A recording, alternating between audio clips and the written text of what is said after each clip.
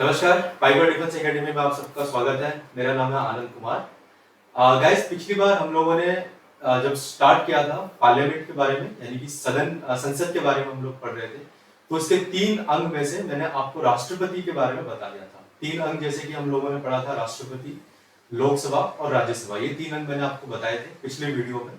और राष्ट्रपति पर हमारी पूरी चर्चा हुई थी, उसके अधिकार, विशेषाधिकार, उनके कार्य क्या होते हैं संसद के मेंबर होने के नाते, इन सब पर हम लोगों ने चर्चा की थी। अब आगे बढ़ते हैं और आज हम लोग पढ़ेंगे राज्यसभा के ऊपर, जो कि पार्लियामेंट का दूसरा अंग यानी संसद का दूसरा अंग जो है वो है राज्यसभा। आज हम लोग चर्चा करेंगे राज्यसभा पर।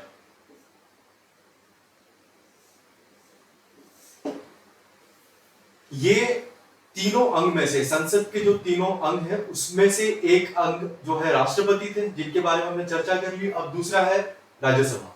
राज्यसभा का गठन भारत में पहली बार कब हुआ? 1952 में, यानी 1952 में राज्यसभा का गठन हुआ। अब सवाल तो यह आता है कि राज्यसभा का गठन हुआ क्यों? जब राष्ट्रपति है, लोकसभा है, तब राज्यसभा का गठन क्यों हुआ? यह सवाल जरूर आपके मन में आता होगा कि आखिर तीनों अंगों की जरूरत क्या थी। तीनों अंगों में से हमने राष्ट्रपति की जो जिम्मेवारियां हैं वो तो हमने पढ़ लिया, लेकिन अब सवाल यह है कि राज्यसभा की जरूरत हमें क्यों है? क्या जरूरत पड़ी कि लोकसभा होने के बावजूद, राष्ट्रपति होने के बावजूद हमें एक राज्यसभा की आवश्यकता भी हुई? तो इसके बारे में हम पहले थोड़ा सा चर्चा करते हैं। तो जो गठन हुआ राज्यसभा का वो तो 1952 यानी कि 1952 में राज्यसभा का गठन हुआ। थोड़ा सा और इसके बारे में बता देता हूं। राज्यसभा को पहले चेंबर्स ऑफ स्टेट्स के नाम से जाना जाता था। चेंबर्स ऑफ स्टेट्स, इस नाम से पहले राज्यसभा को जाना जाता था। लेकिन ये जो राज्यसभा शब्द का इस्तेमाल कब से शुरू किया गया? 1954 यानी कि 1954 से चेंबर्स ऑफ स्टेट्स का नाम बदलकर राज्यसभा रख दिया गया। ठीक है। 1954 को जो सभापति थे उस वक्त राज्यसभा के, उन्होंने ये घोषणा की कि अब से चैंबर्स ऑफ स्टेट्स का नाम जो है राज्यसभा के नाम से जाना जाएगा, या इसे हम राज्यसभा कहकर भी बोल सकते हैं। तो पहले इसका नाम चैंबर ऑफ स्टेट्स था और उसके बाद राज्यसभा, इसका नाम 1954 से रखा गया। और गठन कब हुआ? 1952 को। अब मेरा जो सवाल था कि राज्यसभा का गठन हुआ ही क्यों, हमें पहले ये तो समझना होगा कि राज्यसभा की जरूरत क्यों पड़ी। तो जो अब सवाल है वो है राज्यसभा का गठन क्यों हुआ। जैसा कि हम जानते हैं कि भारत जो है कई राज्यों को मिलाकर बनता है ना, कई राज्यों और केंद्र शासित प्रदेशों को मिलाकर भारत बनता है। अब इसमें हम सबकी हिस्सेदारी है। मैंने आपको पहली कक्षा में बताया था, यानी जो मेरा पुराना वीडियो है उसमें मैंने आपको प्रारंभ में बताया था कि भारत एक लोकतांत्रिक देश है और लोकतांत्रिक देश होने के नाते इसमें हम सबकी हिस्सेदारी है। देश के लिए कोई भी फैसला लिया जाएगा उसमें सबकी हिस्सेदारी होगी, सबकी भागीदारी होगी, किसी एक की नहीं चलेगी। किसी एक राजनीतिक पार्टी, किसी एक इंसान, किसी एक राज्य या किसी सिर्फ एक सरकार की नहीं चलेगी, इसमें हम सबकी भागीदारी होगी। तो जो पावर्स है उसका विकेंद्रीकरण होना चाहिए, यानी डिसेंट्रलाइजेशन होना चाहिए। अगर किसी एक सरकार या कुछ लोगों के हाथ में अगर पावर होगी, उसका केंद्रीकरण होगा, तो उसका गलत फायदा उठाया जा सकता है। क्योंकि भारत कई राज्यों को मिलाकर बना है, इसलिए राज्यों का प्रतिनिधित्व होना जरूरी है। अगर राज्यों को रिप्रेजेंट करने वाले लोग संसद में नहीं बैठेंगे तो कैसे पता चलेगा कि उस राज्य की जरूरतें क्या है। जैसे कि एक उदाहरण के तौर पर समझते हैं, मान लीजिए कोई मैं उड़ीसा राज्य का रहने वाला हूं, आप हो सकता है राजस्थान या पंजाब के होंगे या मध्य प्रदेश के रहने वाले होंगे, कोई बिहार का रहने वाला होगा।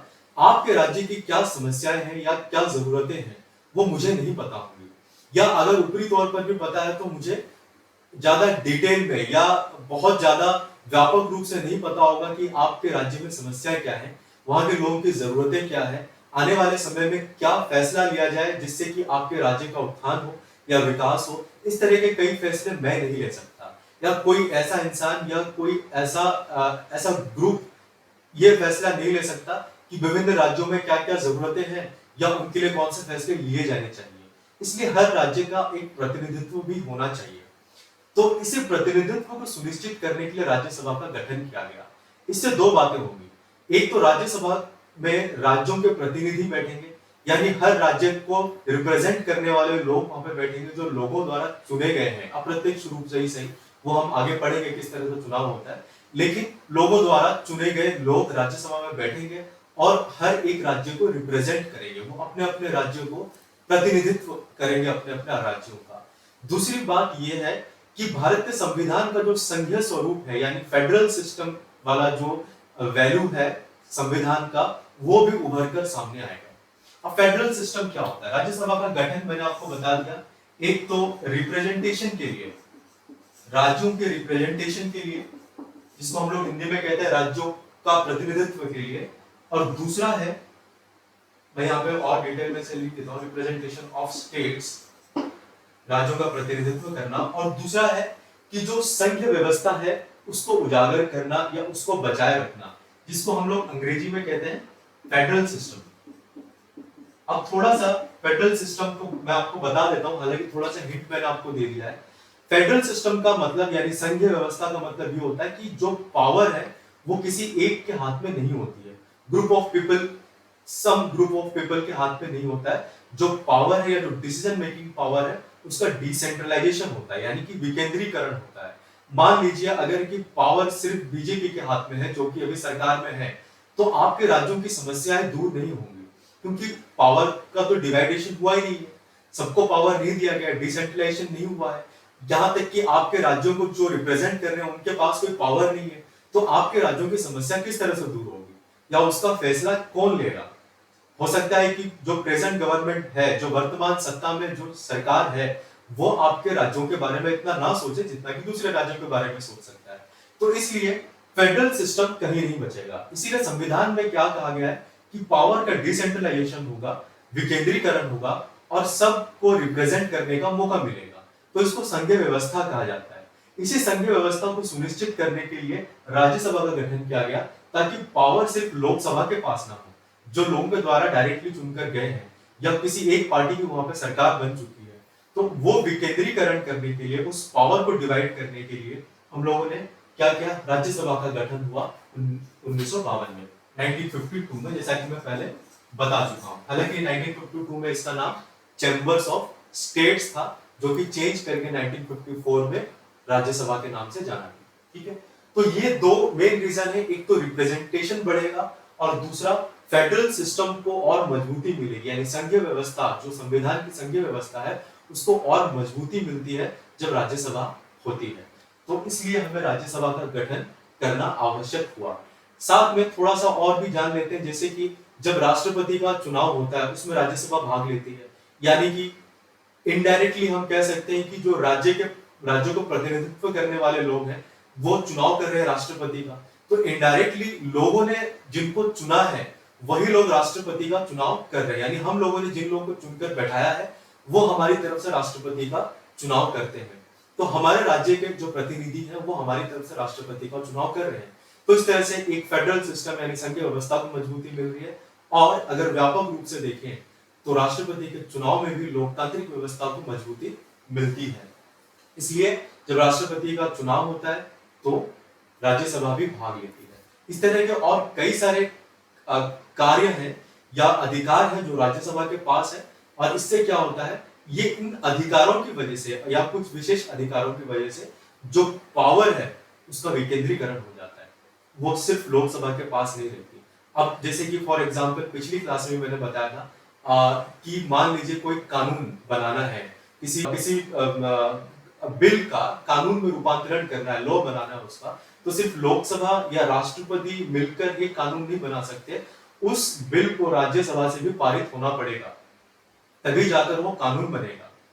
तो कुल मिलाकर अगर आप देखें तो पावर सिर्फ लोकसभा के पास नहीं है, इसका विकेंद्रीकरण हुआ। विकेंद्रीकरण सुनिश्चित करने के लिए क्या किया गया कि राज्यसभा का गठन किया गया, और राज्यसभा भी जब भी कोई कानून बनना होता है उसमें राज्यसभा का रोल होता ही है। जब तक राज्यसभा किसी बिल को पास नहीं कर देती तो वो कानून का रूप नहीं ले सकता। इस तरह से हम लोगों ने इस लोकतांत्रिक व्यवस्था को या जो फेडरल सिस्टम है उसको मजबूती दी by the establishment of Rajya Sabha. तो ये हमारे सवाल का जवाब हुआ कि राज्यसभा का गठन करना क्यों जरूरी था। इसमें से जो याद रखने वाली चीजें हैं और जो समझने वाली चीजें हैं, ये दो अलग अलग चीजें हैं। याद रखने वाली चीजें हैं कि गठन कब हुआ, पहला नाम क्या था, चैम्बर्स ऑफ स्टेट्स के नाम से जाना जाता था, वो नाम कब बदला 1954 में। और समझने वाली बात यह है कि इसका गठन हुआ ही क्यों। पहले तो हमें जानना होगा कि राज्यसभा का गठन ही क्यों हुआ। तो ये आप दो पॉइंट अगर याद रखेंगे कि representation of states and to मजबूती देने के लिए, यानी कि जो आपका फेडरल सिस्टम है, संघीय व्यवस्था है, उसको और स्ट्रॉन्ग बनाने के लिए इस व्यवस्था का एस्टैब्लिशमेंट हुआ या राज्यसभा का बनाया गया। तो ये आपको समझना होगा। दूसरा, अब हम पढ़ेंगे राज्यसभा की संरचना, यानी कि इसकी बनावट कैसी है। यहीं पे लिख देते हैं राज्यसभा की संरचना।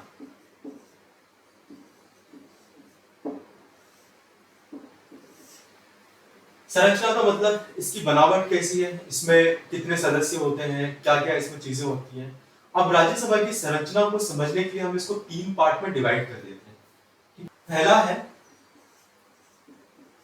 राज्य के प्रतिनिधि, यानी कि जो आपके स्टेट के रिप्रेजेंटेटिव है, राज्य के प्रतिनिधि। दूसरा है राज्यसभा में सिर्फ राज्य के प्रतिनिधि तो नहीं होते, क्योंकि आपको ज्ञात होगा कि हमारे देश में राज्य के अलावा यूनियन टेरिटरीज भी हैं जिनको संघ राज्य कहा जाता है।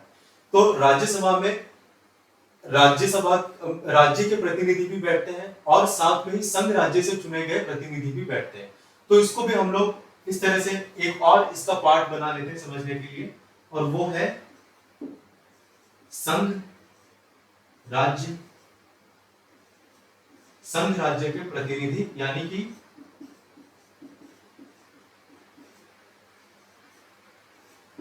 यूनियन टेरिटरीज के जो रिप्रेजेंटेटिव है वो कितने होते हैं और उनका चुनाव कैसे होता है राज्यसभा में, इसको पढ़ लेंगे।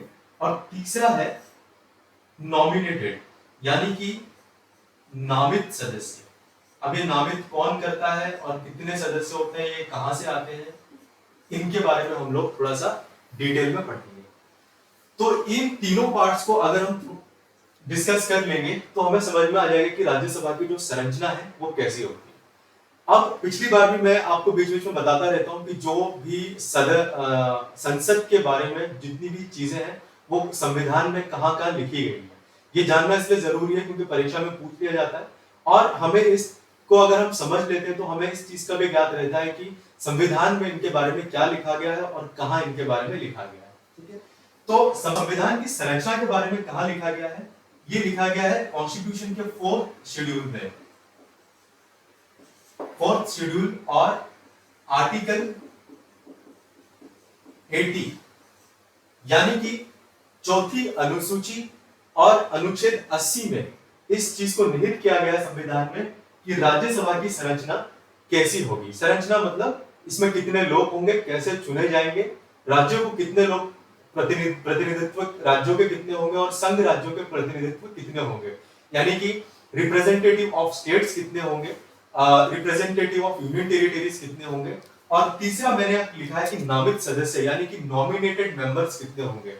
इसको हम लोग थोड़ा सा डिटेल में समझेंगे इन तीनों पार्ट को, तो आपको समझ में आ जाएगा कि राज्यसभा में किस तरह की इसकी संरचना है, इसकी बनावट कैसी है, एक आइडिया आपको मिल जाएगा। सबसे पहले हम बात करते हैं राज्यों के प्रतिनिधि। इसको मैं मिटा देता हूं, आपको ये ध्यान में रहेगा। तीन पार्ट है, राज्य के प्रतिनिधि, संघ राज्य के प्रतिनिधि और नामित सदस्य। इनको एक एक करके समझेंगे। सबसे पहले हम बात करते हैं राज्य के प्रतिनिधि की, ठीक है। और इससे भी पहले हम बात कर लेते हैं कि टोटल सदस्य कितने होते हैं, राज्यसभा में टोटल सदस्य कितने होते हैं। उसके बाद हम राज्य के, अकेले राज्य के प्रतिनिधि की बात करेंगे। तो राज्यसभा में जो टोटल मेंबर जो संविधान में बताया गया है, यानी कि 4th शेड्यूल आर्टिकल 80 अनुच्छेद 80 में जो बताया गया है राज्यसभा की संरचना के अंतर्गत जितने जो कुल सदस्य होंगे राज्यसभा में, यानी कि टोटल मेंबर्स ऑफ राज्यसभा 250 निर्धारित की गई है। ठीक है, 250 जो मेंबर्स होंगे राज्यसभा के वो टोटल 250 होंगे। इसको थोड़ा सा डिवाइड कर लेते हैं। डिवाइड इसलिए कि कितने सदस्य किस चीज को रिप्रेजेंट करते हैं। तो अब इसको थोड़ा सा ध्यान से समझना है कि 250 में से 238 स्टेट्स यानी कि राज्य को रिप्रेजेंट करते हैं। ठीक है, इसी श्रृंखला में आप इस चीज को भी समझ लीजिए। जो पहला पॉइंट है कि राज्यों का प्रतिनिधित्व, जो मैंने आपको बताया था, पहला पॉइंट था कि स्टेट्स को रिप्रेजेंट कितने लोग करते, कितने सदस्य करते, उसका जवाब भी आपको इससे मिल जाएगा कि अगर टोटल मेंबर राज्यसभा के 250 है तो उसमें से 238 जो है वो किसको रिप्रेजेंट करते हैं, स्टेट को, यानी कि राज्य को रिप्रेजेंट करते हैं। ठीक है, 238 ये हो गए। अब 12 लोग जो हैं वो होते हैं नॉमिनेटेड। नॉमिनेटेड यानी कि हिंदी में जैसे हम लोग नामित कहते हैं। ठीक है, इनको कौन नॉमिनेट करता है, कौन चुनता है इनको आम जनता नहीं चुनती है। इनको चुनने वाले कौन होते हैं, वो होते हैं हमारे देश के राष्ट्रपति। तो राष्ट्रपति द्वारा 12 लोग चुने जाते हैं। 238 राज्य और संघ राज्य, मैं आपको यहां पे थोड़ा सा डिटेल बताना भूल गया।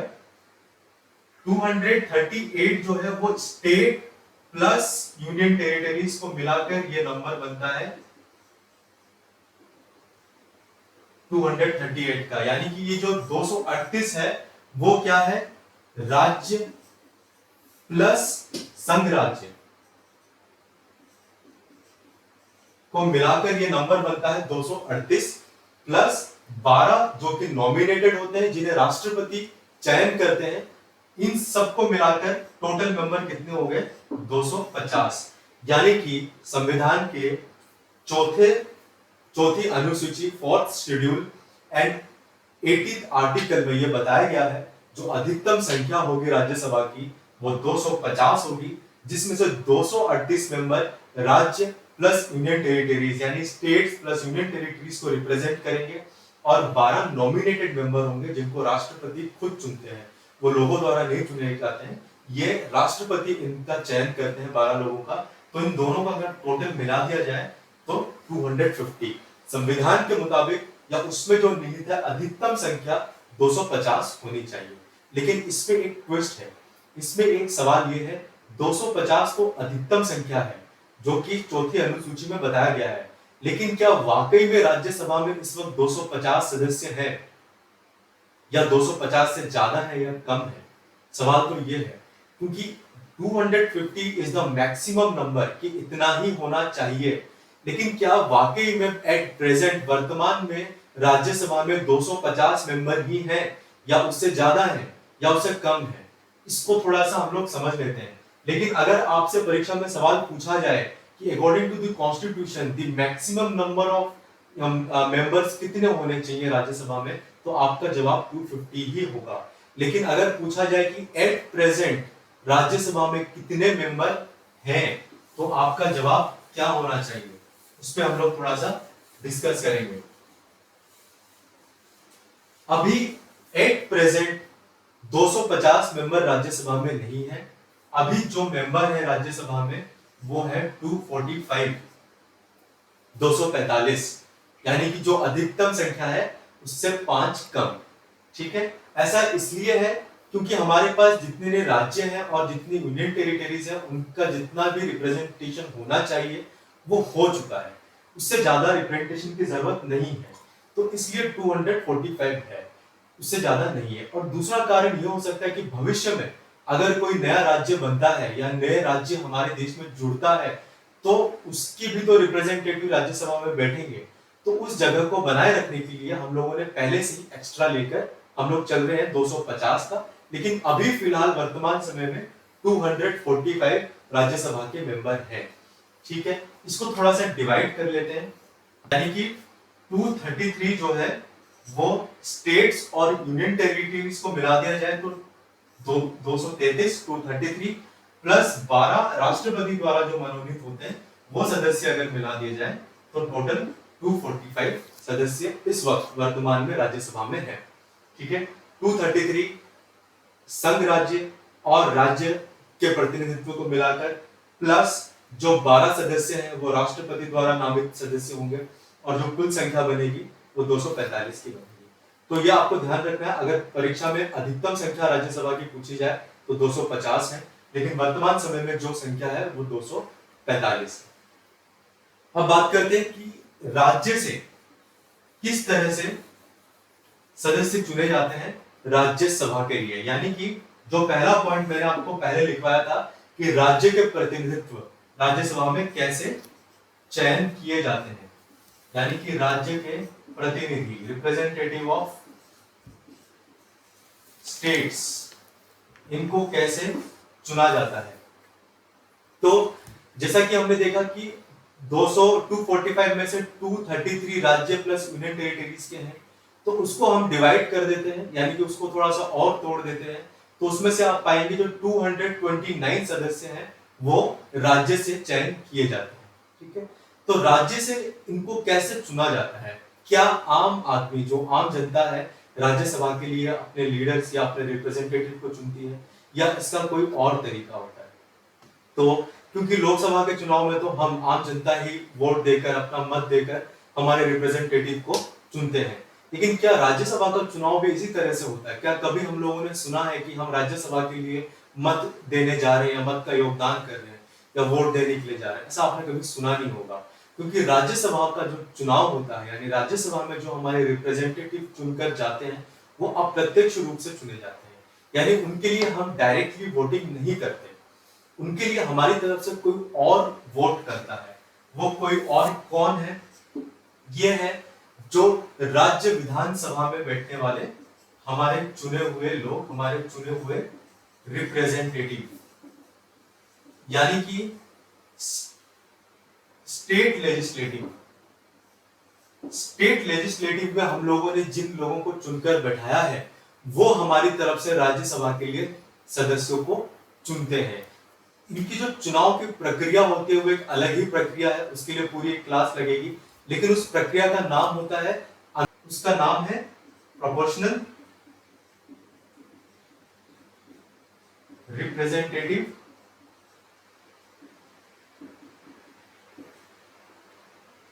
सिस्टम। प्रोपोर्शनल मतलब होता अनुपातिक, प्रतिनिधित्व यानी कि रिप्रेजेंटेटिव सिस्टम मतलब पद्धति, यानी आनुपातिक प्रतिनिधित्व पद्धति के द्वारा उनका चयन होता है। तो राज्य के लिए जो 229 मेंबर्स चुने जाते हैं उनका चुनाव राज्य विधानसभा द्वारा किया जाता है। 229 राज्य को रिप्रेजेंट करते हैं मेंबर्स। अब सवाल यह है कि क्या 229 ये नंबर कैसे बनता है? हमारे देश में 28 राज्य हैं, तो क्या हर राज्य से एक एक सदस्य चुना जाता है या हर राज्य का प्रतिनिधित्व करने वाले अलग अलग नंबर्स होते हैं, है ना? क्योंकि 28 राज्य हैं और राज्य को रिप्रेजेंट करने वाले 229 हैं, तो ये नंबर कैसे सही बैठता है? तो इसमें आपको समझना होगा कि प्रत्येक राज्य के जो प्रतिनिधित्व चुने जाते हैं वो राज्य की जनसंख्या के आधार पर चुने जाते हैं, यानी जनसंख्या जितनी बड़ी होगी उतने ही ज्यादा प्रतिनिधि राज्यसभा के लिए चुने जाएंगे। फॉर एग्जाम्पल मैं यहां पे लिख देता हूं, ये जनसंख्या के आधार पर, जनसंख्या एक फैक्टर है, जनसंख्या के आधार पर ही राज्यसभा के सदस्य चुने जाते हैं। जितनी बड़ी जनसंख्या होगी उतनी ही आपके रिप्रेजेंटेटिव चुने जाएंगे राज्यसभा के लिए। अब इसको एक उदाहरण के तौर पर समझते हैं, जैसे कि गोवा को रिप्रेजेंट करने के लिए राज्यसभा में जो मेंबर है वो है 1। उसी प्रकार पंजाब की जनसंख्या, गोवा की जनसंख्या कम है, अब पंजाब की जनसंख्या जो है वो गोवा से ज्यादा है, तो राज्यसभा में रिप्रेजेंट करने के लिए जो राज्यसभा के मेंबर है वो है 7। अब ओडिशा ले लेते हैं, ओडिशा से जो मेंबर है वो है 10 राज्यसभा के लिए, और यूपी से है, उत्तर प्रदेश से है 31 सबसे ज्यादा। तो आप देखेंगे जितनी बड़ी जनसंख्या होगी जिस राज्य की उतने ही ज्यादा प्रतिनिधि चुने जाएंगे राज्यसभा के लिए। तो राज्यसभा के लिए जो प्रतिनिधि चुने जाते हैं उसके लिए जो इंपॉर्टेंट फैक्टर है वो है जनसंख्या। जनसंख्या के आधार पर, यानी जनसंख्या की संख्या पर ही डिपेंड करता है कि राज्यसभा के लिए कितने सदस्य चुने जाएंगे और इस प्रकार से अलग अलग राज्य से अलग अलग संख्या में प्रतिनिधि चुने जाते हैं, जो बाद में कुल संख्या मिलाकर 229 हो जाती है। ठीक है, तो ये है राज्य के प्रतिनिधि जो कि राज्य विधानसभा के द्वारा चुने जाते हैं। उसके बाद किस प्रक्रिया के द्वारा चुने जाते हैं? अनुपातिक प्रतिनिधित्व प्रक्रिया या पद्धति के द्वारा चुने जाते हैं। और किस पर डिपेंड करता है? जनसंख्या पर डिपेंड करता है कि कितने सदस्य यानी नंबर ऑफ मेंबर्स कितने चुने जाएंगे पर स्टेट से, यानी एक राज्य से कितने मेंबर चुने जाएंगे। ठीक है, अब इसी को आगे बढ़ाते हुए दूसरा जो हमारा पॉइंट है संरचना में ही, वो है संघ राज्य के प्रतिनिधि यानी यूनियन टेरिटरीज। अब हमारे देश में सिर्फ राज्य तो नहीं है, सिर्फ स्टेट तो नहीं है, यूनियन टेरिटरीज भी है यानी केंद्र शासित प्रदेश भी है।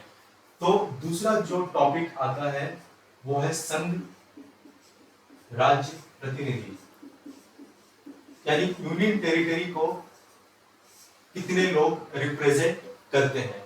तो यहाँ पे सिर्फ आपको ये समझना है कि वैसे तो हमारे देश में 9 संघ राज्य है, यानी टोटल 9 यूनियन टेरिटरीज हैं अभी जम्मू एंड कश्मीर और लद्दाख को मिलाकर, लेकिन हम सारे यूनियन टेरिटरीज से प्रतिनिधि को नहीं चुना जाता है।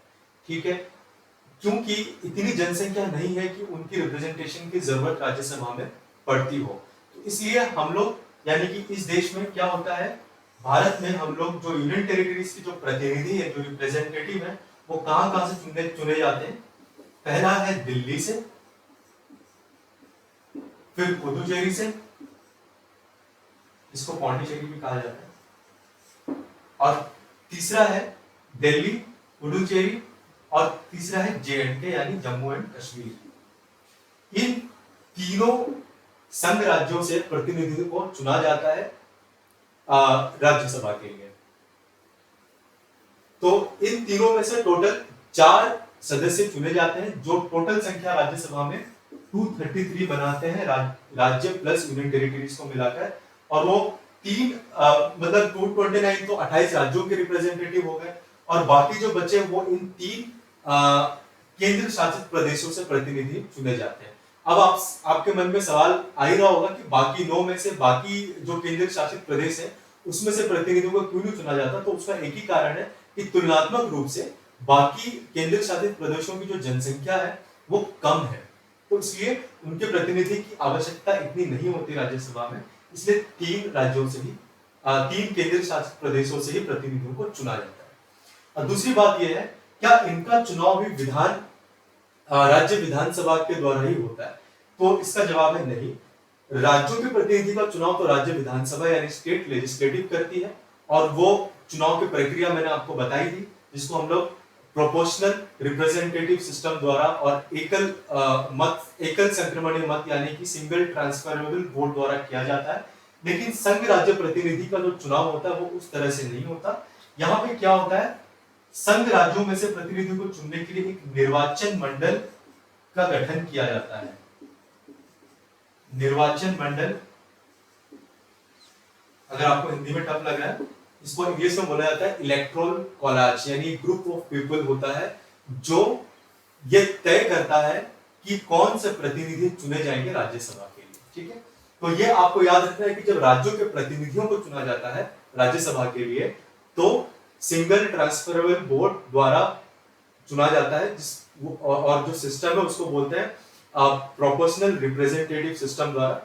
और जब संघ राज्य प्रतिनिधि यानी यूनियन टेरिटरीज के रिप्रेजेंटेटिव्स को चुना जाता है फॉर राज्यसभा, तब निर्वाचन मंडल द्वारा चुना जाता है। एक इलेक्टोरल कॉलेज का गठन होता है, निर्वाचन मंडल का गठन किया जाता है, और वो लोग तय करते हैं कि कौन से लोग जाकर राज्यसभा में इनको रिप्रेजेंट करेंगे। ठीक है, तो ये दोनों चीजें, पहला राज्य के प्रतिनिधि और दूसरा संघ राज्य के प्रतिनिधि।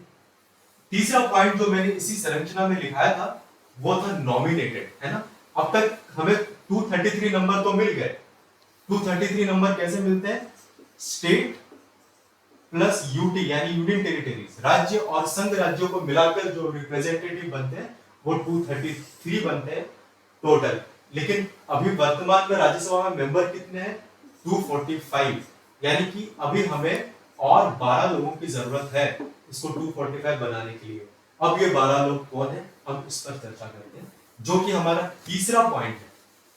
जो मैंने आप लोगों को लिखाया था स्टार्टिंग में। तीसरा पॉइंट ये था नामित सदस्य, यानी कि अंग्रेजी में हम लोग इसको बोलेंगे नॉमिनेटेड मेंबर्स। बहुत से सवाल है, ये 12 लोगों को कौन चुनता है, पहले बता चुका हूं, राष्ट्रपति चुनते हैं। इनको क्यों चुना जाता है, ये लोग इलेक्शन के माध्यम से क्यों नहीं आते, दूसरा सवाल ये है। तीसरा कि अगर ये इलेक्शन के माध्यम से नहीं आ रहे हैं, डायरेक्टली राष्ट्रपति द्वारा चुने जा रहे हैं, तो ये क्या कोई स्पेशल या विशिष्ट प्रकार के लोग हैं जो बिना इलेक्शन के ही राष्ट्रपति द्वारा चुने जाते हैं। और अगर डायरेक्टली प्रत्यक्ष रूप से और डायरेक्टली राष्ट्रपति ही इनको चुनकर राज्यसभा में बैठा रहे हैं 12 लोगों को, तो इनमें खास बात क्या है या इनकी जरूरत क्यों पड़ती है। तो हम इसको थोड़ा सा डिटेल में पढ़ लेते हैं। आपको सबसे पहले याद रखना है कि जो नॉमिनेटेड सदस्य होते हैं वो 12 होते हैं, और इनका चुनाव कौन करते हैं, राष्ट्रपति। चुनाव तो नहीं, इनको नामित करते हैं राष्ट्रपति। जो भारत के राष्ट्रपति हैं वो इन 12 लोगों को चुनते हैं, ठीक है। ये वो 12 लोग जो है ये अलग अलग क्षेत्रों में अपनी अपनी विशिष्टता के लिए जाने जाते हैं, ठीक है। जैसे कि कला का क्षेत्र है, एक्टिंग, गायकी, चित्रकारी, ये कला के क्षेत्र हो गए। इनमें से अगर कोई ऐसा इंसान है, कोई ऐसा आदमी है जो बिल्कुल उत्कृष्ट पर है या उसको अपने फील्ड की सारी चीजें पता है, वो उसमें एक स्पेशल मतलब स्पेशलाइज्ड है उस फील्ड का, या एक्सपर्टीज है, वो विशेषज्ञ है उस फील्ड का, तो राष्ट्रपति उसको चुनता है, ठीक है। तो ये फील्ड है कला। कला के क्षेत्र से राष्ट्रपति नामित करते हैं, विज्ञान के क्षेत्र से करते हैं, समाज सेवा के क्षेत्र से करते हैं, और इस प्रकार एक और क्षेत्र है जिसका नाम है साहित्य यानी लिटरेचर। तो ये 4 एक मोटे मोटे तौर पर क्षेत्र हैं जहां से राष्ट्रपति इन लोगों को चुनते हैं, इनको नामित करते हैं कि ये लोग भी आए और राज्यसभा में बैठे, या राज्यसभा के मेंबर के तौर पर इनको राष्ट्रपति वहां बैठाते हैं। तो आपको याद ये रखना है कि 4 क्षेत्र हैं, एक है कला, एक है विज्ञान, साहित्य, समाज सेवा। इन 4 क्षेत्रों से लोगों को नामित करके राष्ट्रपति राज्यसभा में चयनित करके बैठाते हैं। अब दूसरा सवाल यह है कि आखिर ऐसा क्यों किया जाता है, क्यों हम लोग जो इस क्षेत्र के विशिष्ट या एक्सपर्टीज लोग हैं उनको राज्यसभा में क्यों बैठाते हैं। इनका काम तो कला के क्षेत्र में है, साहित्य के क्षेत्र में है, ठीक है। कोई समाज सेवा कर रहा है तो इन्हें राज्यसभा में बैठाने की क्या जरूरत है, सवाल ये भी तो है। तो ये जरूरी इसलिए है क्योंकि जब कोई अपने क्षेत्र का एक्सपर्टीज आदमी जब बैठता है राज्यसभा में, तो उसकी भागीदारी वहां होती है, वो उस एरिया को रिप्रेजेंट करता है और वो अपने एरियाज की समस्याएं या जो भी उसकी एक्सपर्टीज या जो उसका ज्ञान है वो उसको बांट सकता है। तो इससे क्या होगा, जो राज्यसभा में जो डिबेट है वो थोड़ा सा और एनरिच होगा, बायस नहीं होगा। ये लोग अपने इनपुट्स के द्वारा डिबेट को और एनरिच कर सकते हैं, ठीक है। और जो भी वाद विवाद या चर्चा होगी उसमें जब इनका इनपुट्स जाता है तो और थोड़ा सा ज्ञान बढ़ता है, नॉलेज बढ़ता है, चीजों की गहराइयों का पता चलता है, क्योंकि ये इस फील्ड के एक्सपर्टीज है, ठीक है। फॉर एग्जाम्पल अभी जो आपके मेंबर है राज्यसभा में जो चुने गए हैं, जैसे कि आता है रूपा गांगुली, जो कि आपने अगर पुराना महाभारत देखा है बी आर चोपड़ा का, तो उसमें जो द्रौपदी का रोल कर रही है उनका नाम रूपा गांगुली, वो राज्यसभा के इस वक्त मेंबर है। अभी कला के क्षेत्र के एक्सपर्टीज है, इन्होंने काफी समय अपना एक्टिंग में दिया है, तो उनको उस एरिया का बहुत कुछ पता है, तो वो अपना योगदान दे सकती है उस फील्ड में, है ना। दूसरे स्पोर्ट्स के क्षेत्र में अगर जो बड़ा नाम मुझे याद आ रहा है जो इस वक्त मेंबर है राज्यसभा की, वो है मैरी कॉम।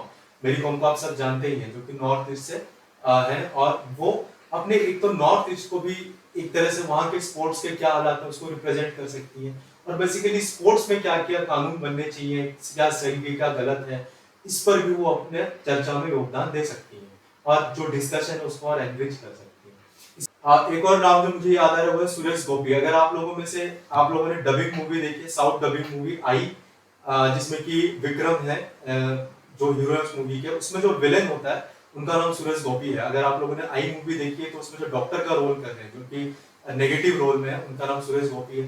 कला के क्षेत्र से हैं, एक्टिंग के क्षेत्र से, और साउथ इंडियन मूवीज के जो एरिया है वहां से आते हैं, तो इनको राज्यसभा के मेंबर बनाया गया। इस प्रकार कुछ बहुत सारे नाम हैं या बहुत सारे चेहरे हैं आप जिनको पहचानते हैं, और ये अपने अपने क्षेत्र के एक्सपर्टीज हैं जिनको राष्ट्रपति चयनित करके बैठाते हैं। स्वपन देशमुख जो कि जाने माने जर्नलिस्ट हैं, ठीक है, आप कह सकते हैं कि ये जर्नलिज्म फील्ड से या लिटरेचर के फील्ड से है। राकेश सिन्हा जो कि साहित्य से आते हैं, लिटरेचर फील्ड से आते हैं, ये भी अभी राज्यसभा मेंबर हैं और राष्ट्रपति द्वारा नामित किए गए। इसी प्रकार अगर हम थोड़ा पास्ट में जाकर देखें तो ऐसे बहुत सारे नाम हैं जिनको आप जानते हैं, लेकिन शायद ही आप जानते हो कि वो राज्यसभा के मेंबर भी थे, जैसे कि एमएफ हुसैन, नरगिस दत्त, सचिन तेंदुलकर। ये सब राज्यसभा के मेंबर हैं जो कि अपने अपने क्षेत्र के एक्सपर्टीज हैं, उनको अपने क्षेत्र का विशेष ज्ञान है, जिसकी वजह से उनको चुनकर नामित करके राष्ट्रपति ने राज्यसभा में बिठाया। तो इनका योगदान जो है वो मैटर करता है राज्यसभा में। जब ये डिस्कशन में पार्टिसिपेट करते हैं, वो उस डिस्कशन को एनरिच करते हैं। मान लीजिए कोई विधायक, कोई विधि बनने वाले, कोई कानून बनने जा रहा है, कोई बिल अभी डिस्कशन के प्रोसेस में है, कोई स्पोर्ट्स से अगर कोई बिल है, कोई फिल्मी दुनिया से है, कोई लिटरेचर से रिलेटेड कोई बिल है, तो इन लोगों का जो इनपुट होता है वो ज्यादा ज्यादा मायने रखता है। और ऐसा भी होता है कि जब ये लोग बोलते हैं राज्यसभा में तो इनको सुना जाता है, क्योंकि ये एक्सपर्ट लोग होते हैं। तो ये है राष्ट्रपति द्वारा 12 लोग जो चयन किए जाते हैं राज्यसभा के लिए। और ये भी इनको भी एक राजनीतिक पार्टी चुनने का अधिकार होता है, क्योंकि ये तो डायरेक्टली चुने जाते हैं। और एक चुनाव क्यों नहीं लड़ते, ये सवाल भी आता है मन में कि ये चुनाव लड़कर राज्यसभा का मेंबर क्यों नहीं बनते। वो इसलिए क्योंकि इन्हें अलग रखा जाता है, क्योंकि एक्सपर्टीज है। हो सकता है इनको चुनाव लड़ने में कोई इंटरेस्ट ना हो, और जो चुनौती है चुनाव लड़ने की, जो एक कश्मकश है, भागदौड़ वाली चीजें हैं, उनसे बचाने के लिए इनको डायरेक्टली जो राष्ट्रपति है इनको मनोनीत कर लेते हैं। इनको चुनाव लड़ने की जो वो दुविधा है, जो कष्ट है, उनसे बचाया जाता है और इनको डायरेक्टली चुनकर बैठाया जाता है। तो इसलिए चुनाव नहीं लड़ते। अब क्या इनको राज्यसभा में कोई विशेष अधिकार भी दिया जाता है? तो इस सवाल के जवाब में मैं कहना चाहूंगा कि ये उसी तरह से ही राज्यसभा की सारी प्रक्रिया में या कार्य में हिस्सा लेते हैं जैसे बाकी मेंबर्स हिस्सा लेते हैं। जो विशेष अधिकार है वो ये है कि इनको अपने एसेट्स और लिएबिलिटीज के बारे में नहीं बताना होता। ठीक है, जैसे कि संविधान के 75 representation act, peoples representation act जो है section 75 of the Indian constitution, उसके अंतर्गत राज्यसभा के सारे मेंबर्स को 90 दिन के अंदर अपने सारे एसेट्स और लिएबिलिटीज का जो चिट्ठा होता है वो बताना होता है कि इनके पास कितनी मतलब कितने पैसे हैं, क्या एसेट्स हैं। तो ये जो 12 लोग चुने जाते हैं, इनको ये दिखाने की जरूरत नहीं होती है, अपने एसेट्स या लिएबिलिटीज को डिक्लेयर करने की जरूरत नहीं होती है। दूसरा, जब इनको मनोनीत कर लिया जाता है राज्यसभा में, जब राष्ट्रपति इनको मनोनीत करके बैठा देते हैं, तब इनके पास 6 महीने का वक्त होता है। इस 6 महीने में ये अपना निर्णय ले सकते हैं कि ये किस राजनीतिक पार्टी में जाना चाहते हैं, क्योंकि जब ये मनोनीत किए जाते हैं तभी किसी राजनीतिक पार्टी के सदस्य तो नहीं होते। तो 6 महीने का वक्त होता है कि ये इस बात का निर्णय ले सकते हैं कि बाद में ये किस राजनीतिक पार्टी की तरफ से वहां बैठना चाहेंगे। इसके लिए इनको 6 महीने का वक्त दिया जाता है। तो ये दो उनके कुछ विशेष अधिकार है। और सबसे इंपॉर्टेंट जो परीक्षा में पूछा जाता है कि ये 12 सदस्य जो है, क्या इनको राष्ट्रपति के चुनाव के लिए, भारत के राष्ट्रपति के चुनाव में मत देने का अधिकार है या नहीं है। ये जरूर ध्यान में रखना है कि जब राष्ट्रपति का चुनाव होता है तो राज्यसभा में जब वोटिंग होती है चुनाव के लिए, तब इन 12 सदस्यों को वोट देने का अधिकार नहीं होता है। They are not entitled to give vote in the process of selecting the president of India. उसमें ये लोग पार्टिसिपेट नहीं करते हैं, वोट नहीं देते हैं। लेकिन हाँ, जब उपराष्ट्रपति का चुनाव होता है तब इनको वोट देने का अधिकार है। ठीक है, तो ये पूरी कहानी है जो 12 मेंबर हैं जो चुने जाते हैं राष्ट्रपति के द्वारा राज्यसभा के लिए।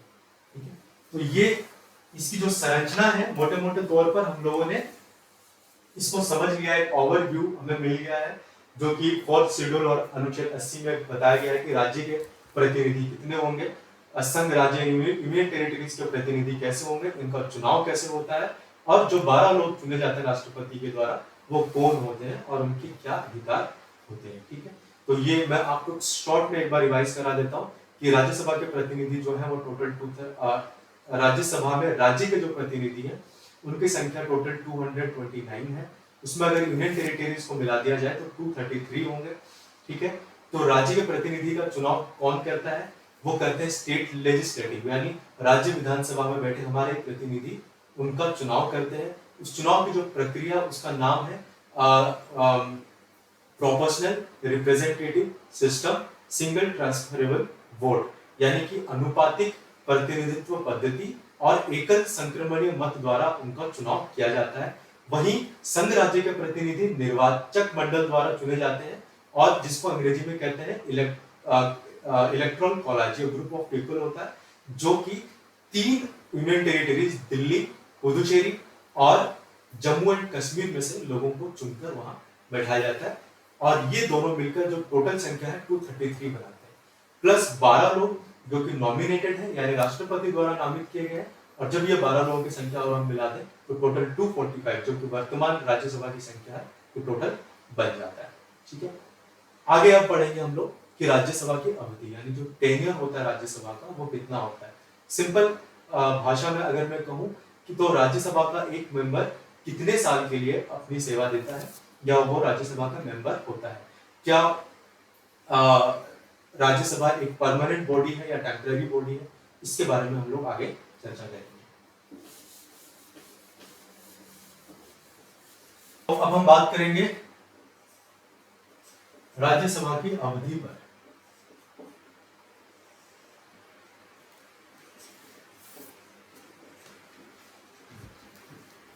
राज्यसभा की अवधि यानी कि टेन्योर, कितने समय के लिए ये लोग सर्विस देते हैं या जो एक मेंबर है जो सदस्य है राज्यसभा का वो कितने समय के लिए राज्यसभा का सदस्य होता है। या आप इसको इस तरह से सोच सकते हैं कि जो पूरी राज्यसभा है वो कितने समय के लिए रहती है। तो सबसे पहला जो मेरा पॉइंट है क्लियर कर देगा वो ये है कि राज्यसभा एक स्थायी सदन है यानी कि एक स्थायी सभा है। ठीक है, अब स्थायी सदन का क्या मतलब होता है, इसको समझने के लिए आप इसको थोड़ा सा इसकी तुलना करेंगे लोकसभा के साथ। ठीक है, लोकसभा में क्या होता है, हर 5 साल बाद लोकसभा टूट जाती है, हर 5 साल बाद इलेक्शन होता है, जो सभा होती है जो लोक सदन है उसका विघटन हो जाता है, वो डिसॉल्व हो जाता है। ठीक है, 5 साल बाद, वैसे तो पहले भी हो सकता है लेकिन 5 साल में तो उसको होना ही होता है, उसका विघटन होता ही है। सारे सभा के जो मेंबर्स होते हैं उनका डिसॉल्व हो जाता है और फिर से एक सदन की शुरुआत होती है। हर 5 साल में चुनाव होते हैं, ये आपको पता ही है थोड़ा बहुत। जब हम लोकसभा पढ़ेंगे तो इसको और डिटेल में पढ़ेंगे। तो जब आप लोकसभा के साथ इसकी तुलना करेंगे तो लोकसभा जो है वो स्थायी सदन नहीं है, कुछ हो चाहे ना हो लेकिन 5 साल बाद जो लोक सदन है उसको डिसॉल्व होना ही पड़ता है, उसका विघटन होता ही है। लेकिन राज्यसभा में ऐसा नहीं है। राज्यसभा क्या है, स्थायी सदन है, ये निरंतर चलता रहता है, ये भंग नहीं होता यानी कि ये डिसॉल्व नहीं होता। कैसे नहीं होता, वो ये होता है कि सबसे पहली बात जो इसका मेंबर होता है, जो एक सदस्य होता है वो 6 वर्ष के लिए चुना जाता है। अब क्या है, हर सदस्य अलग अलग समय पर चुना गया है। उदाहरण के लिए कोई 2016 में चुना गया है तो 6 वर्ष बाद उसकी रिटायरमेंट होगी, कोई 2021 में चुना गया है तो वो 6 साल बाद सेवानिवृत्त लेगा। तो सबका अलग अलग समय है। तो होता क्या है कि एक तो जो इनकी पूर्णकालिक अवधि है, जो टेन्योर है पर मेंबर, वो है 6 इयर्स, है ना, यानी कि 6 वर्ष की है। लेकिन क्योंकि डेट ऑफ रिटायरमेंट सबका अलग अलग होता है, सेवानिवृत्त लेने का समय अलग अलग है, क्योंकि ये लोग जो इनका डेट ऑफ ज्वाइनिंग था राज्यसभा में वो अलग अलग है, तो रिटायरमेंट भी समय अलग अलग होगा। तो होता क्या है कि प्रति 2 वर्ष में क्या होता है, 1/3 लोग, 1/3,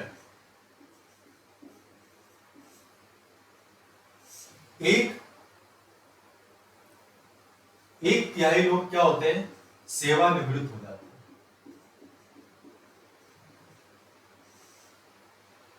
एक तिहाई लोग 2 वर्ष में 1/3 लोग सेवानिवृत्त हो जाते हैं। तो कुल मिलाकर 2 वर्ष में 1/3 जा रहे हैं तो बाकी तो बचे हुए हैं। तो जो सेवानिवृत्त हो रहे हैं उनकी जगह लेने के लिए और मेंबर्स आ जाएंगे। फिर 2 वर्ष बाद फिर 1/3 लोग सेवानिवृत्त होंगे, फिर उनकी जगह भरने के लिए और लोग आ जाएंगे। तो ये साइकिल कंटिन्यूअस चलता रहता है, यानी कि राज्यसभा निरंतर चलती रहती है, ये 5 साल बाद भी भंग नहीं होता है। तो इसलिए राज्यसभा क्या है, एक स्थायी सदन है, ये कभी भंग नहीं होता। पूर्णकालिक अवधि यानी कंप्लीट टेन्योर जो होता है राज्यसभा के मेंबर्स का वो 6 इयर्स होता है और हर 2 वर्ष में 1/3 मेंबर जो है वो सेवानिवृत्त हो जाते हैं। जो लोग सेवानिवृत्त होते हैं वो दोबारा चुने जा सकते हैं। ऐसा नहीं है कि एक बार मेंबर बनने के बाद दोबारा राज्यसभा के मेंबर नहीं बना जा सकता, ऐसा नहीं है। जो सेवानिवृत्त हो रहे हैं वो दोबारा भी चुने जा सकते हैं, चुनकर फिर से राज्यसभा के मेंबर वो बन सकते हैं। तो ये टोटल जो है अवधि है राज्यसभा की। आपसे अगर राज्यसभा की अवधि पूछा जाए तो आपको पता होना चाहिए कि ये स्थायी सदन है। स्थायी सदन इसलिए है क्योंकि इसमें जो मेंबर्स हैं उनकी 6 वर्ष का कार्यकाल होता है और सबका कार्यकाल जो है वो अलग अलग समय के लिए होता है। डेट ऑफ ज्वाइनिंग अलग है अगर सरल भाषा में कहा जाए, और डेट ऑफ रिटायरमेंट यानी जो सेवानिवृत्ति का समय है वो अलग अलग है। इसलिए कुछ लोग तो यानी कि एक तिहाई तो 2 वर्ष में चले जाते हैं, लेकिन बाकी लोग बचे हुए होते हैं जो डिस्कशन को कंटिन्यू रखते हैं। माफ कीजिएगा, मैंने 2 तिहाई बोला, लेकिन 2 वर्ष में 1 तिहाई लोग रिटायरमेंट होते हैं और उनके रिक्त स्थान को भरने के लिए बाकी फिर नए लोग आते हैं। तो इस तरह, या वही लोग दोबारा चुनकर आते हैं, जैसे मैंने कहा कि जो सेवानिवृत्त होते हैं वो चुनकर दोबारा आ सकते हैं राज्यसभा में। तो इस तरह से ये कंटिन्यूअस चलता रहता है ये। लेकिन इसमें एक चीज और भी समझनी होगी कि एक्सेप्शन हर जगह होता है। अब मान लीजिए राज्यसभा का कोई मेंबर है, लेकिन उसके कार्यकाल खत्म होने से पहले जो पूर्णकालिक अवधि है 6 साल की, उससे पहले मान लीजिए किसी की मृत्यु हो जाती है या किसी वजह से वो राज्यसभा का मेंबर नहीं बनना चाहते और वो अपना रेजिग्नेशन दे देते हैं सभापति को। तो उस केस में क्या होगा कि जो रिक्त स्थान है उसको भरा जाएगा उपचुनाव के जरिए, है ना। बाई इलेक्शन कहा जाता है जिसको, उसको उपचुनाव कहा जाता है। और उपचुनाव के माध्यम से उस रिक्त स्थान को भरा जाएगा। यानी कि मान लीजिए कोई एक राज्यसभा के सदस्य हैं और जिनका चुनाव 2016 में हुआ था, लेकिन 2016 से लेकर उन्होंने काम किया 20 तक या 21 तक काम किया, लेकिन अब उन्होंने रेजिग्नेशन दे दिया या अनफॉर्चुनेटली उनकी डेथ हो गई। तो क्या होगा, इस रिक्त स्थान को भरने के लिए बाई इलेक्शन कराया जाएगा, यानी कि उपचुनाव कराए जाएंगे। और जो सदस्य चुनकर आएगा उनकी जगह पर, वो अगले 6 साल के लिए काम नहीं करेगा। वो कितने साल के लिए काम करेगा, यानी जिस सदस्य ने रेजिग्नेशन दिया है, जिनकी मृत्यु हुई है, उनका कार्यकाल और कितना बचा हुआ था, सिर्फ उतने ही कार्यकाल के लिए ये चुने जाएंगे। तो इस केस में जो सदस्य 2016 में चुने गए थे, उनकी जो पूर्णकालिक अवधि है यानी जो टेन्योर है 2022 में खत्म हो रहा है, 6 साल का। तो अगर ये 2021 में इन्होंने अपना त्याग पत्र दिया है या इनकी मृत्यु हुई है, तो उपचुनाव के द्वारा जो भी सदस्य चुना जाएगा वो सिर्फ अगले 1 साल के लिए ही अपनी सेवा देगा या राज्यसभा का मेंबर बनेगा, क्योंकि ये इस आदमी की जगह पर जिन्होंने रेजिग्नेशन दिया है या जिनकी मृत्यु, उनके बदले इनको चुना गया है उपचुनाव के जरिए, उपचुनाव के माध्यम से। तो इनका जो टेन्योर होगा उतना ही होगा जितना पहले वाला छोड़कर गया है। ठीक है, तो ये आपको याद रखना है कि उपचुनाव तब कराया जाता है जब राज्यसभा में रिक्त स्थान को भरना हो, और जो वो रिक्त स्थान इमरजेंसी में हुआ, यानी किसी मृत्यु के होने पर या किसी के त्याग पत्र दे देने पर वो रिक्त स्थान पैदा हुआ है। उस रिक्ति को भरने के लिए उपचुनाव कराए जाएंगे और उपचुनाव द्वारा 2 सदस्य चुना जाएगा, वो उतने ही साल के लिए अपनी सेवा देगा जितना कि त्याग पत्र देने वाले सदस्य का बचा हुआ है। ठीक है, उतने ही टेन्योर के लिए वो अपनी सेवा देंगे। तो ये है राज्यसभा की अवधि।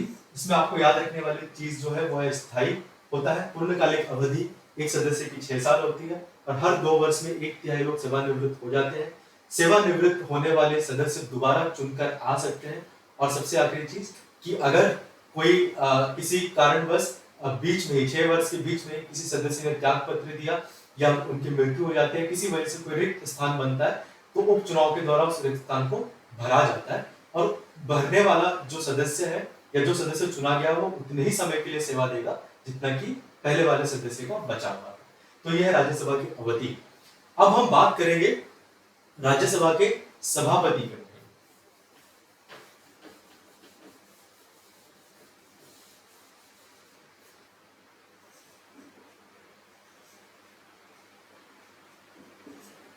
अब हम बात करेंगे राज्यसभा के सभापति के बारे में। कोई भी सदन होता है या कोई भी सभा होती है तो उसका एक लीडर जरूर होता है जिसको संबोधन किया जाता है, यानी जिसको हम बोलते हैं, है ना। आप जब भी आप अगर किसी क्लास में है तो आपका एक क्लास रिप्रेजेंटेटिव होता है, क्लास को मॉनिटर होता है जिसे हम लोग बोलते हैं। या जब हम डिबेट करते हैं तो जज बैठे होते हैं, तो हमें जज को बताना होता है कि हमारा ओपिनियन क्या है। या चर्चा के दौरान हम किसी को तो संबोधन करते हैं, यानी उनको बताया जाता है कि हमारी राय क्या है, हमारा ओपिनियन क्या है, और ये जरूरी होता है। तो इसी प्रकार राज्यसभा में भी एक सभापति होता है। ठीक है, सभापति यानी कि जो उस पूरे सदन को हैंडल कर रहे हैं, जो उनके लीडर हैं या जो उसको पूरा निरीक्षण कर रहे हैं, उसको सभापति कहते हैं। जब भी कोई डिबेट या डिस्कशन होता है, कोई भी नेता या कोई सदस्य राज्यसभा का अपनी राय दे रहा होता है या अपने ओपिनियन दे रहा होता है, तो वो सभापति को ही ये सारी चीजें बता रहा होता है या उनके जरिए बाकी सदन को सुना रहा होता है। आपने टीवी पर देखा होगा, जब लोकसभा या राज्यसभा की बैठक होती है, टीवी पर देखा होगा, एक ऊपर हाइट में मंच पर एक बड़े से कुर्सी पर एक आदमी बैठा होता है या महिला भी हो सकती है, तो वो सभापति होते हैं, ठीक है, उनको ही संबोधन किया जाता है। अब हमें ये देखना है कि राज्यसभा के सभापति कौन होते हैं, इनकी अवधि कितनी होती है और इनके क्या क्या अधिकार होते हैं। इनके बारे में, सभापति के बारे में आपको बताऊंगा तो बीच में हो सकता है लोकसभा के अध्यक्ष का भी जिक्र आए, ताकि हम तुलनात्मक ढंग से जब पढ़ाई करेंगे लोकसभा और राज्यसभा का, तो थोड़ा सा ज्यादा समझ में आएगा। हालांकि लोक सदन के बारे में हम लोग पढ़ा नहीं है, लेकिन ये थोड़ी बहुत चीजें जो मैं बताऊंगा इसके लिए ज्यादा समझ की जरूरत नहीं है, आपको एक आइडिया हो जाएगा। हमारे दिमाग में जो पहला सवाल आता है सभापति के नाम पे, तो वो है कि राज्यसभा का सभापति कौन होता है। आपको हमेशा याद रखना है कि राज्यसभा का सभापति हमेशा भारत देश का उपराष्ट्रपति ही रहेगा, यानी कि उपराष्ट्रपति ही राज्यसभा के सभापति होते हैं हमेशा, ठीक है। तो जब भी आपसे सवाल पूछा जाए कि राज्यसभा का सभापति कौन है, तो आप सीधा कह सकते हैं कि उपराष्ट्रपति, यानी कि भारत के उपराष्ट्रपति ही राज्यसभा के सभापति होते हैं। अब उपराष्ट्रपति इस वक्त हमारे कौन है, आप लोगों ने गैस कर लिया होगा वैसे अभी तक, श्री एम वेंकैया नायडू।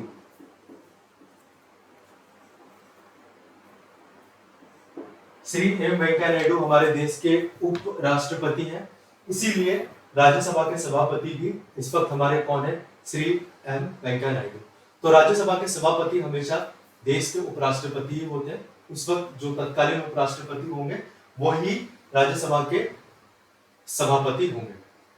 अब ये उपराष्ट्रपति है, मान लीजिए कभी राष्ट्रपति किसी वजह से राष्ट्रपति का कार्यभार इनको मिलता है, यानी कि राष्ट्रपति के तौर पर अगर काम करने लग जाते हैं किसी भी कारण की वजह से, ठीक है, तो जैसे ही उपराष्ट्रपति राष्ट्रपति का कार्य संभालने लग जाते हैं, तब ऑटोमेटिकली वो राज्यसभा के सदस्य नहीं रहेंगे, ठीक है। राज्यसभा के सदस्य नहीं, राज्यसभा के सभापति नहीं रहेंगे, ठीक है। इसमें एक चीज और भी बताई दूं मैं आपको कि क्योंकि ये उपराष्ट्रपति है, जैसे राष्ट्रपति दोनों सदनों में से, चाहे लोक सदन हो चाहे राज्य सदन हो, यानी कि लोकसभा और राज्यसभा के सदस्य नहीं होते, उसी प्रकार से उपराष्ट्रपति राज्यसभा का सभापति जरूर होते हैं, लेकिन ये दोनों सदनों में से किसी के सदस्य नहीं होते, ये सिर्फ सभापति के तौर पर काम करते हैं।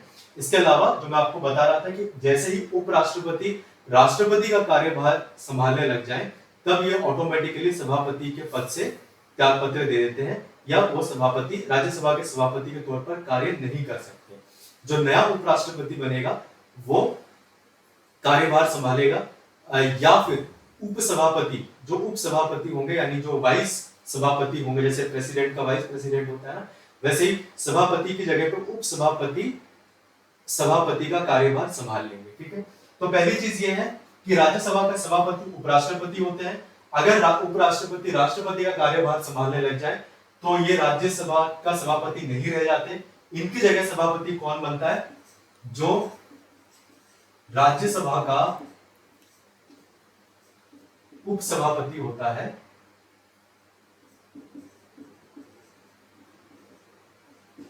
वो सभापति बन जाते हैं। और उपसभापति कौन होते हैं, उपसभापति का चुनाव राज्यसभा में बैठे सदस्य ही करते हैं, आपस में वो किसी एक आदमी को चुन लेते हैं कि उपसभापति कौन बनेगा, ठीक है। जैसे ही उपराष्ट्रपति राष्ट्रपति का कार्यभार संभाल लेते हैं तो वो पद रिक्त हो जाता है, उस रिक्त पद को भरने के लिए राज्यसभा के जो उपसभापति है वो सभापति बन जाते हैं, ठीक है। आशा करता हूं ये आपको क्लियर हो गया होगा। दूसरा ये है कि जैसे ही मान लीजिए आपको सभापति को उनके पद से हटाना हो तो क्या होगा, तब उपराष्ट्रपति को उनके पद से हटाना होगा। जैसे ही वो उपराष्ट्रपति के पद से हटेंगे तभी ऑटोमेटिकली वो राज्यसभा के सभापति के पद से हटेंगे, अदरवाइज उनको नहीं हटाया जा सकता। यानी उपराष्ट्रपति अगर वो हैं तो राज्यसभा के सभापति रहेंगे ही। अगर आप उनको सभापति के पद से हटाना चाहते हैं तो उन्हें उपराष्ट्रपति के पद से पहले हटाना होगा। ठीक है, ये आप लोग को समझना होगा। दूसरे जो हमारे उप सभापति है राज्यसभा के, उनका नाम है श्री हरिवंश। ये उपसभापति है। जो उपसभापति का मैंने आपको जैसे कि बताया, वो राज्यसभा के सदस्य आपस में किसी को बना देते हैं चुनकर। तो अभी श्री हरिवंश है और उपराष्ट्रपति श्री एम वेंकैया नायडू है। तो जाहिर तौर पर ये राज्यसभा के सभापति भी हैं। ठीक है, तो अब जान लेते हैं कि जो सभापति होते हैं इनके पास पावर क्या क्या होती है, या लोकसभा के जो अध्यक्ष हैं उनको सभापति नहीं कहा जाता। लोकसभा में जो हेड होता है उनको अध्यक्ष कहा जाता है, जो उस मंच पर कुर्सी पर बैठते हैं। तो अध्यक्ष और सभापति के पावर में थोड़ा सा क्या डिफरेंस होता है, दो मेन चीजें हैं जिसमें थोड़ा सा अंतर आता है। पहला, राज्यसभा का सभापति यह निर्णय नहीं ले सकता कि कौन सा बिल मनी बिल है। मनी बिल को हिंदी में कहा जाता है धन विधेयक। धन विधेयक यानी कि मनी बिल। ये इंपॉर्टेंट है, कई बार परीक्षा में पूछ लिया जाता है। तो आपको ये याद रखना है कि कोई भी बिल वो मनी बिल है, धन विधेयक है या नहीं है, इसका निर्णय हमेशा कौन लेगा? इसका निर्णय हमेशा लोकसभा का अध्यक्ष लेगा।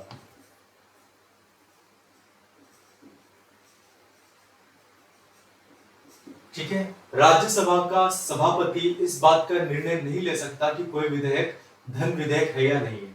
मनी बिल, कोई बिल मनी बिल है या नहीं है, इसका निर्णय हमेशा लोकसभा का अध्यक्ष ले सकता है। यह अधिकार सिर्फ लोकसभा के अध्यक्ष को है, राज्यसभा के सभापति को नहीं है। और दूसरी चीज जो है संयुक्त बैठक, ये हमने पिछली वीडियो में भी मैंने आपको बताया था।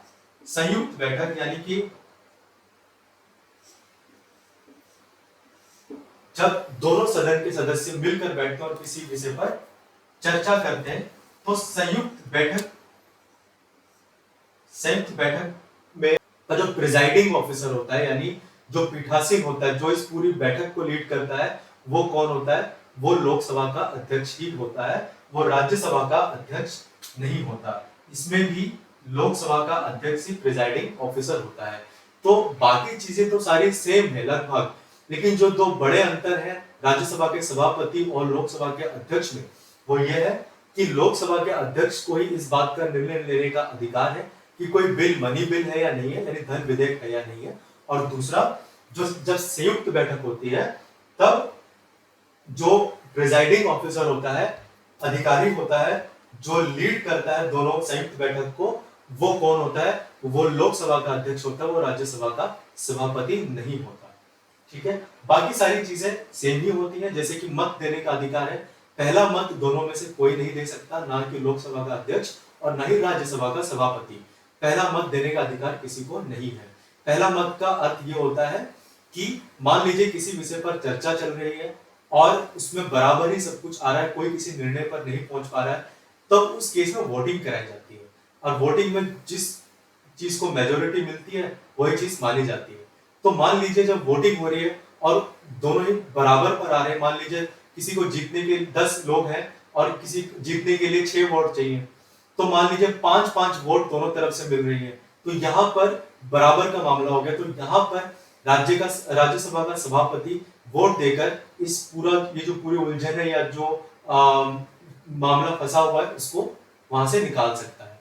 तो पहले मत देने का अधिकार नहीं है, लेकिन जब बराबर का मामला होता है उस वक्त सभापति मत देकर उस चीज को सुलझा सकता है। तो यह है सभापति। ठीक है, कई बार परीक्षा में प्रश्न पूछ लिया जाता है कि जो हमारे पहले सभापति थे राज्यसभा के, वो कौन थे, है ना? तो उस पर थोड़ा सा देख लेते हैं। तो सभापति के बारे में अगर हम पढ़ ही रहे हैं तो आपको ये भी पता होना चाहिए, कई बार परीक्षा में पूछ लिया जाता है कि जो पहले सभापति थे राज्यसभा के, उनका नाम था, पहले सभापति, उनका नाम क्या था? उनका नाम था डॉक्टर एस राधाकृष्णन। ये भारत के पहले सभापति थे राज्यसभा में, और जो पहले उपसभापति थे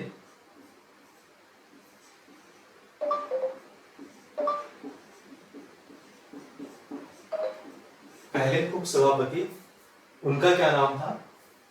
श्री एस वी कृष्णमूर्ति राव। ये कई बार परीक्षा में पूछ लिया जाता है, या आपको पता होना चाहिए कि जो हमारे पहले सभापति थे राज्यसभा के, उनका नाम था डॉक्टर एस राधाकृष्णन, और जो पहले उप सभापति थे उनका नाम था श्री एस वी कृष्णमूर्ति राव। कई बार एक सवाल और पूछ लिया जाता है कि क्या कोई ऐसे भी सभापति रहे हैं जो लगातार 2 बार चुने गए सभापति के तौर पर? तो ये आपको याद रखना होगा, एक तो डॉक्टर एस राधाकृष्णन और दूसरे हैं श्री मोहम्मद हामिद अंसारी। ये 2 ऐसे सभापति हैं जो लगातार इस पीठासीन के लिए 2 बार चुने गए हैं। ठीक है, तो एस राधाकृष्णन और मोहम्मद हामिद अंसारी ये लगातार 2 बार सभापति के तौर पर चुने गए। जानकारियां हैं जो आपको ध्यान में रखनी है। इसी के साथ जो राज्यसभा की पूरी जानकारी है वो मैं यहीं पे रखता हूँ। ये पार्लियामेंट यानी संसद का दूसरा अंग था। पहले मैं राष्ट्रपति के बारे में बता चुका था, और आज का वीडियो राज्यसभा के ऊपर था। आशा करता हूँ आप लोगों को समझ में आया होगा। टाइगर डिफेंस एकेडमी की इस वीडियो को देखने के लिए बहुत बहुत धन्यवाद। सब्सक्राइब करें, अगर मेरा वीडियो अच्छा लगा हो इसे लाइक करें। आने वाले समय पर हम और भी कई सारे विषयों पर चर्चा करेंगे, और इस तरह से जो सीखने की प्रक्रिया है यानी टीचिंग लर्निंग की जो प्रक्रिया है उसको आगे बढ़ाते रहेंगे। धन्यवाद।